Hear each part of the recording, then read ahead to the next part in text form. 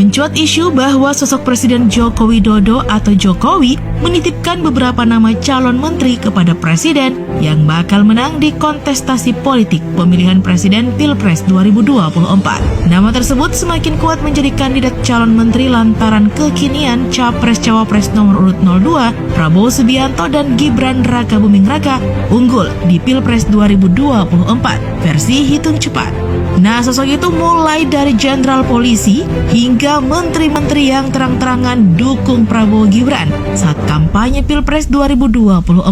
Siapa sajakah calon menteri yang diusung oleh Jokowi untuk kembali masuk dalam kabinet Prabowo Gibran?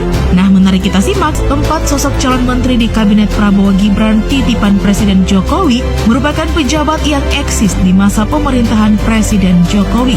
Sosok itu mulai jenderal polisi hingga menteri-menteri yang terang-terangan mendukung Prabowo Gibran saat kampanye Pilpres 2024. 4 nama tersebut yakni Menteri BUMN Erick Thohir, Menteri Investasi Bahlil Lahadalia, Menteri Sekretaris Negara Mensesnek Pratikno, dan Kapolri Jenderal Listio Sigit Prabowo. Nah, berikut ini profil sosok 4 calon menteri titipan Jokowi untuk kabinet Prabowo Gibran. Profil Erick Thohir. Erick Thohir, BA, MBA, lahir di Jakarta pada 30 Mei 1970 dari lingkungan keluarga pengusaha. Ayah Erick Thohir, Muhammad Teddy Thohir yang berdarah Lampung, merupakan pemilik grup Astra International bersama William Suryajaya. Erick Thohir menjabat sebagai Presiden Direktur PT Mahaka Media sampai 30 Juni 2008. Kemudian ia diangkat menjadi Komisaris Utama sejak Juni 2010 sampai saat ini. Tidak hanya di dalam negeri, Erick Thohir juga ditunjuk sebagai Presiden Asosiasi Bola Basket Asia Tenggara, SEABA, pada tahun 2006 sampai 2014. Kecintaannya terhadap bola basket juga akhirnya membuat Erick Thohir mendirikan klub bola basket Mahaka Satria Muda Jakarta dan Maha Putri Jakarta. Di dunia sepak bola, Erick Thohir juga merupakan wakil komisaris Persib Bandung. Pada tahun 2012, Erick Thohir dipercaya sebagai komandan kontingen Indonesia untuk Olimpiade London. Tidak puas berkarir di dunia olahraga dalam negeri, pada tahun 2012 bersama Levin, Erick Thohir menjadi pemegang saham mayoritas klub sepak bola DC United di Amerika Serikat.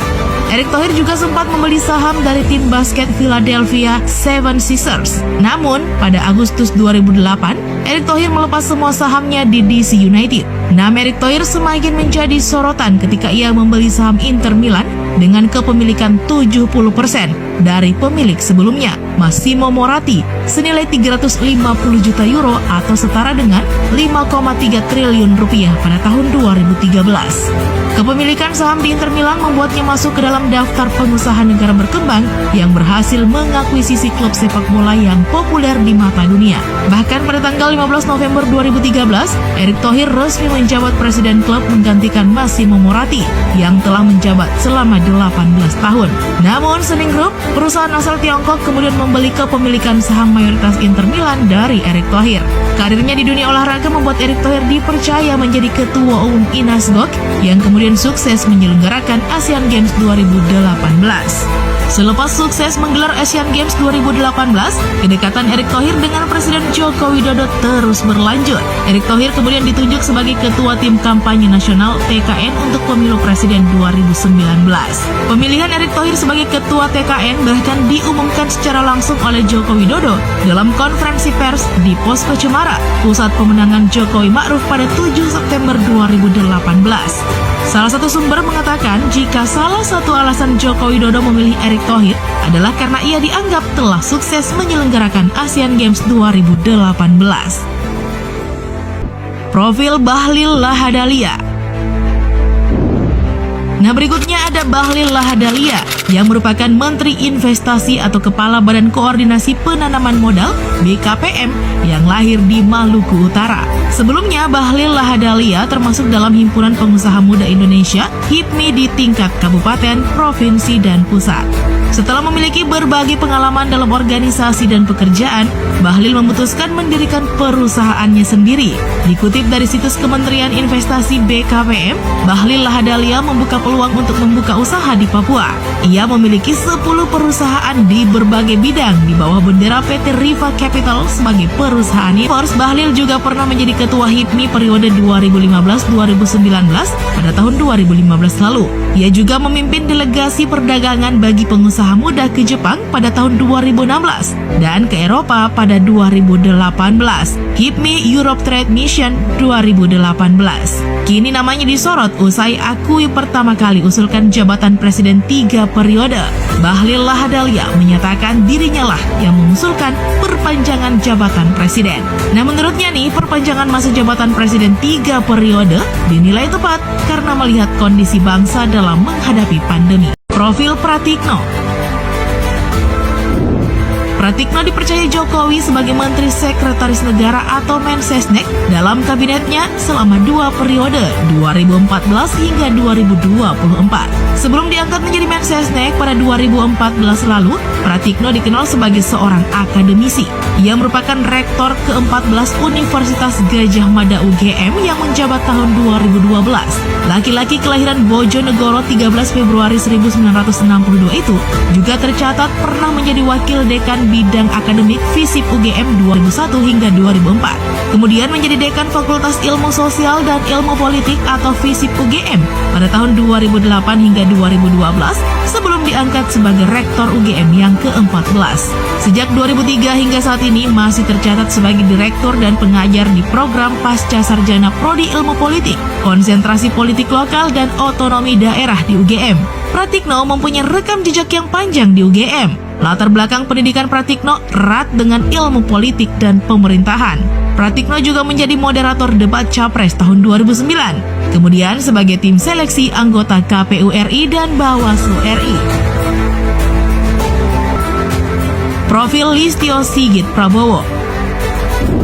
Street Lovers, Listio Sigit Prabowo resmi menjabat sebagai Kepala Kepolisian Republik Indonesia atau Kapolri, menggantikan Jenderal Idam Aziz. Presiden Joko Widodo melantik Listio Sigit di Istana Negara. Jokowi juga menaikkan pangkat Listio Sigit dari bintang 3 atau Komisaris Jenderal menjadi bintang 4 atau Jenderal berdasarkan Kepres nomor 7 Polri tahun 2021 tentang kenaikan pangkat dalam golongan perwira tinggi Polri. Karir moncer di Korps Bayangkara. Listio Sigit lahir di Ambon, Maluku pada tanggal 5 Mei 1969. Ia merupakan alumni Akademi Kepolisian Angkatan 1991. Nah, selepas dari Akpol, Listio Sigit bertugas di Polres Tangerang dengan pangkat Letnan 2. Di tahun 1998, ia telah menjadi Kepala Pusat Komando Pengendalian Operasi atau Kapuskodalops di Polres Tangerang dan berpangkat Kapten atau setara dengan Ajun Komisaris di Polisi AKP. Karirnya terus naik hingga menjabat Kapolres Pati pada tahun 2009. Nah, tidak lama Street Lovers, ia dipindah menjadi Kapolres Sukoharjo pada tahun 2010, lalu menjadi Wakil Kepala Kepolisian Resor Kota Besar Semarang. Pada tahun 2011, Listio Sigit menjabat sebagai Kapolresta Solo. Nah, saat itu Jokowi masih menjadi Wali Kota Solo.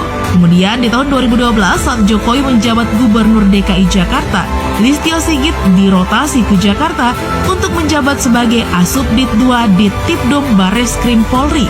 Setelah itu Listio bertugas di Direktur Reserse Kriminal Umum Polda Sulawesi Tenggara.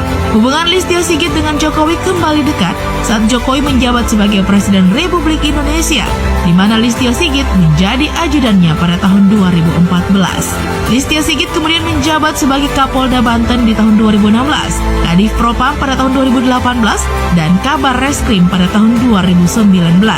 Rekam jejak Listio Sigit semasa bertugas di Solo. Listio Sigit menjabat sebagai Kapolresta Solo selama 9 bulan, mulai April 2011 hingga Februari 2012.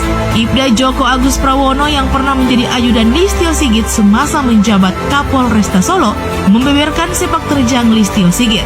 Di masa itu, Listio Sigit punya slogan loyalitas tanpa batas. Nah, bagaimana Street Lovers? Apakah layak nama-nama ini masuk dalam kabinet Prabowo Gibran? Kita nantikan.